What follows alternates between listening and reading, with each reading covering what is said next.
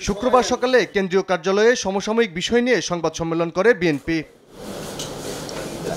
সংবাদ সম্মেলনে দলটির সিনিয়র যুগ্ম মহাসচিব রুহুল কবির রিজভী বলেন, সম্প্রতি নারী নিপীড়ন বেড়ে যাওয়ায় জেলাভিত্তিক আইনি ও স্বাস্থ্য সহায়তা সেল গঠন করেছে বিএনপি। দেশব্যাপী নারী শিশু নির্যাতন, ধর্ষণ ও হত্যার ঘটনাগুলো তথ্য সংগ্রহ, নিপীড়িত নারী ও শিশুদের আইনি এবং স্বাস্থ্য সহায়তা দেওয়ার জন্য একটি সেল গঠন করেছে।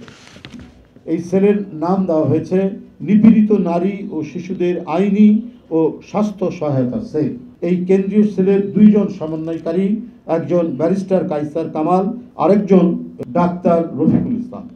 আর জাতীয় প্রেস ক্লাবের সামনে প্রতিবাদ সভায় উপস্থিত হয়ে বিএনপি চেয়ারপারসনের উপদেষ্টা জয়নাল আবেদিন ফারুক সব ষড়যন্ত্র রুখে দিতে অন্তর্বর্তী সরকারকে নির্বাচন দেওয়ার আহ্বান জানান।